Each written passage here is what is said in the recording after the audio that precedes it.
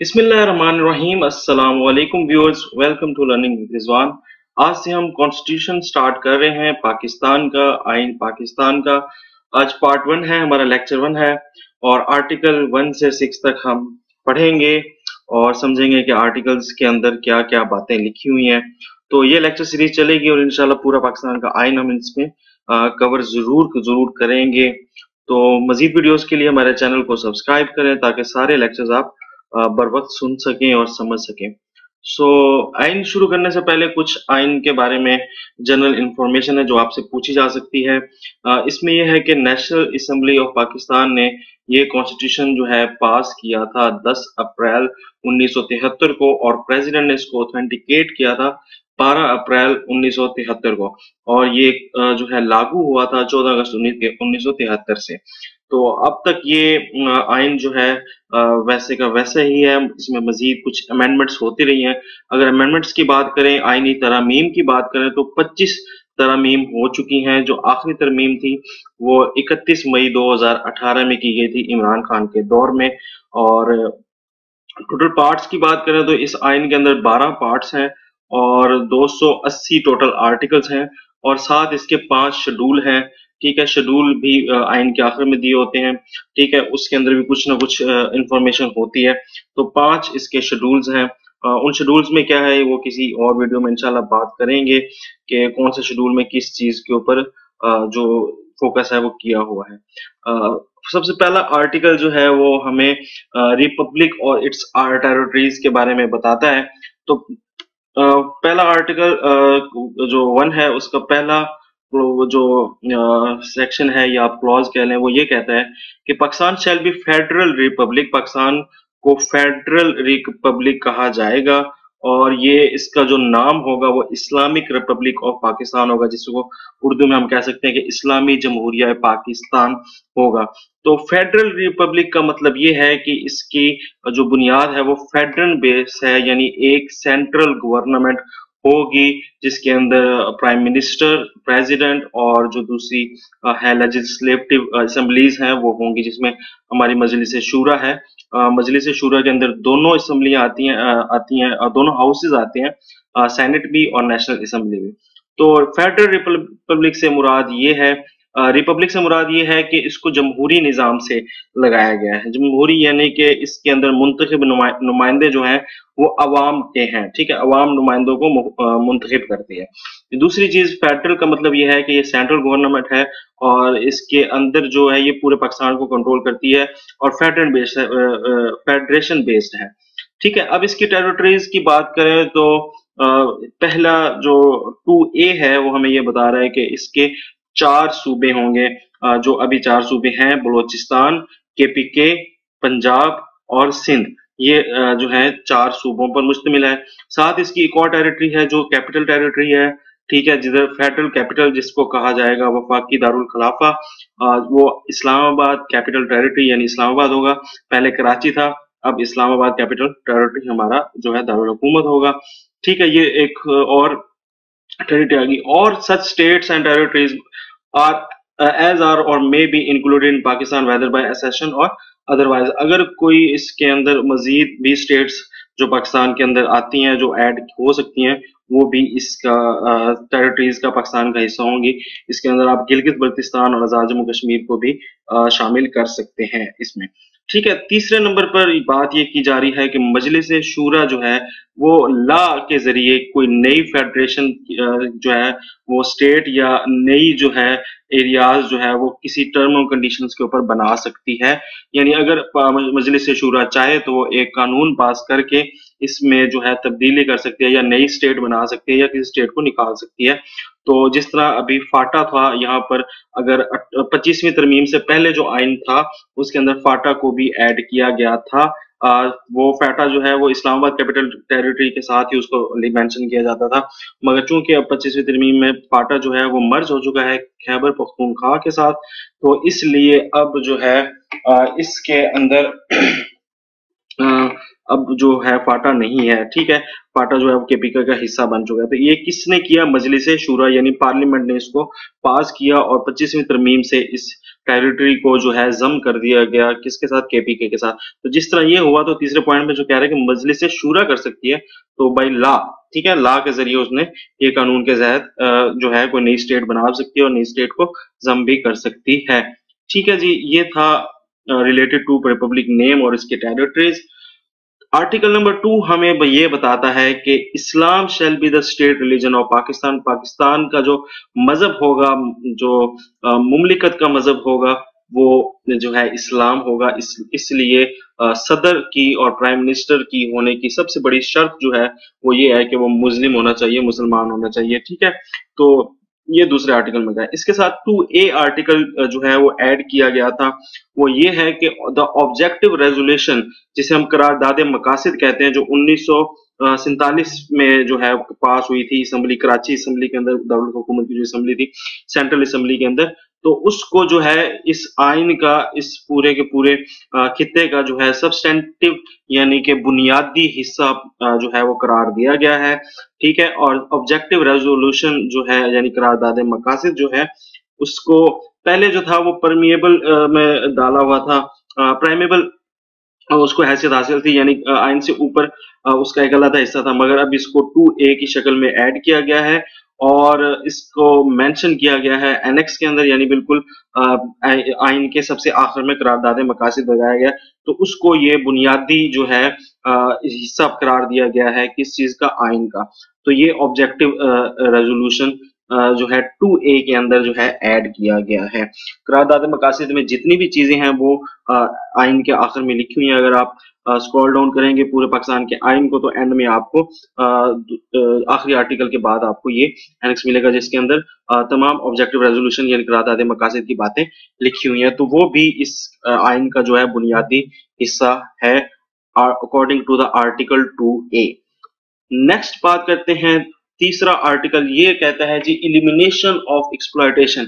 इस्तेहसाल को खत्म किया जाएगा। किसी किस्म का भी इस्तेहसाल जो बुनियादी असूलों के खिलाफ होगा या बुनियादी असूलों के को खराब कर रहा होगा, तो उसको जो है इलिमिनेट किया जाएगा। अब किसी किस्म का भी इसके अंदर जो है एहतसाल आ सकता है, किसी किस्म का भी किसी बंदे को नुकसान पहुंचाना, किसी बंदे की जो बुनियादी राइट्स हैं उसके खिलाफ वर्जी करने के ऊपर भी जो है वो इलिमिनेट किया गया। उसको किसी किस्म का, किसी बंदे का या किसी फॉर्म में इस्तेहसाल नहीं किया जाएगा किसी भी इंसान का या किसी भी और स्टेट इस चीज की पूरी जो है वो इंश्योर करेगी इस चीज को कि इस तरह का इस्तेहसाल, किसी भी शक्ल में इस्तेहसाल जो है वो बुनियादी असूलों के खिलाफ ना बना जाए, ठीक है।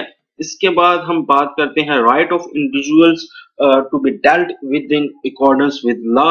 लॉ के मुताबिक जो है, लॉ के जो के अंदर रह रहकर, कानून के अंदर रह रहकर हर बंदे के जो हैं वो हकूक हैं और उस हकूक को जो है वो पूरा किया जाएगा। To enjoy the protection of law, कानून के ऊपर जिंदगी गुजारने के लिए, कानून के साथ जिंदगी गुजारने के लिए उसको जो है पूरे लॉ के साथ यानी पूरे कानून के साथ उस बंदे को, एवरी सिटीजन, हर बंदे को ट्रीट किया जाएगा। इसमें एक लफ्ज लिखा है इन अलाइनेबल राइट, यानी कि ऐसा हकूक जो कोई किसी से नहीं छीन सकता।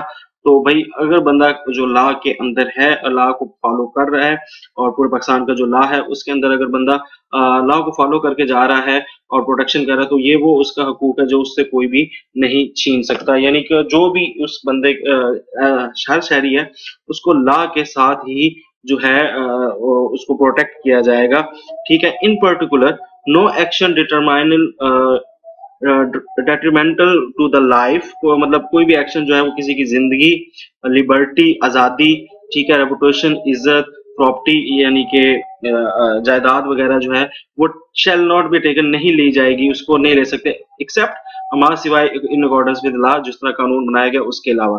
यानी कानून के अलावा किसी बंदे के साथ कोई किस्म की ज्यादती या महरूमी उस बंदे को नहीं दी जाएगी, चाहे वो उसकी जिंदगी हो, चाहे वो उसकी बॉडी हो, चाहे वो उसकी आजादी हो, चाहे उसकी इज्जत हो या उसकी प्रॉपर्टी हो। No person shall be prevented from the, और किसी भी शख्स को जो है वो हिंडर्ड नहीं किया जाएगा, रोका नहीं जाएगा ऐसी चीज से जिसको कानून जो है वो मना नहीं करता, ठीक है। तो कोई भी पर्सन जो है वो अपनी जिंदगी जो है वो गुजार सकता है, अगर उसको ला के वो खिलाफ नहीं जा रहा तो उसको किसी किस्म की रोक थोम नहीं होगी। ना ही no person shall be compelled, और किसी भी इंसान को जो है वो इस चीज पर जबरदस्ती नहीं लाया जाएगा कि वो अकॉर्डिंग टू लॉ जो है, अकॉर्डिंग टू लॉ अपनी जिंदगी ना गुजारे, ठीक है। यानी लॉ को फोर्स करने के लिए उस बंदे को जो है लॉ के खिलाफ जाने के लिए उस बंदे को जो है कंपेल नहीं किया जा सकता, किसी भी इंसान को, ठीक है। ये थे चौथा आर्टिकल जो है ये टोटली टोटली टोटली जो है इंडिविजुअल्स के हकूक के ऊपर कर रहा है, ठीक है, कि इंफरादी हकूक के ऊपर बात कर रहा है हर इंसान की, ठीक है। 5 जो है आर्टिकल ये बेस्ड है loyalty to state and obedience to constitution and law. इसमें जो है हर स्टेट के एवरी सिटीजन, हर शहरी के ऊपर उसकी ये बुनियादी फर्ज है, बेसिक ड्यूटी है कि वो स्टेट के साथ लॉयल रहे, ठीक है, स्टेट के साथ वो दगा ना करे। अब यहाँ पर एक बात अपने जहन में रखिएगा कि लॉयल्टी से मुराद जो है किसके साथ है, स्टेट के साथ वफादारी है। इसमें जरूरी नहीं है कि गवर्नमेंट हो, गवर्नमेंट एक सेपरेट चीज है, स्टेट एक अलहदा चीज है। मुल्क के साथ गद्दारी, स्टेट के साथ गद्दारी, ये एक अलहदा चीज है। तो स्टेट के साथ गद्दारी जो है वो नहीं होनी चाहिए, वो बेसिक ड्यूटी है हर सिटीजन की कि वो उसके साथ रहे। हाँ, हुकूमत के खिलाफ आप बात कर सकते हैं, हुकूमत के लोगों के खिलाफ आप बात कर सकते हैं, उनके किसी एक्ट जो आपको लगता है सही नहीं है उसके खिलाफ आप बात कर सकते हैं, मगर एक मुल्क के साथ गद्दारी जो है ये एक अलहदा चीज है। मुल्क के साथ गद्दारी यानी मुल्क को नुकसान पहुंचाने के लिए कोई कार्रवाई करना या कोई आइन के खिलाफ कोई बात करना, जो अगले 2 पॉइंट में है वो भी देख लेते हैं। कहते हैं जी obedience to the constitution and law is inviolable obligation of every citizen. ये जो है अतात करना यानी पूरा करना, फुलफिल करना कानून को और इस आइन को, ये हर पाकिस्तानी की जो है वो सिटीजन की जो है वो जिम्मेदारी है। या कोई ऐसा बंदा जो पाकिस्तान में कुछ अरसे के लिए भी आया हुआ है तो उसके लिए भी ये है कि वो इस कानून की पासदारी करे और इन असूलों के ऊपर, इन लॉज के ऊपर जो है वो टोटली टोटली टोटली ऑब्लिगेट करे, उसकी पैरवी करे। तो आर्टिकल 5 जो है वो फोकस कर रहा है वफादारी विद स्टेट और अतात ऑफ कॉन्स्टिट्यूशन यानी आइन की, ठीक है। तो ये हर शहरी का जो है मकसद और उसके ऊपर ये बेसिक फर्ज है उसका, ठीक है।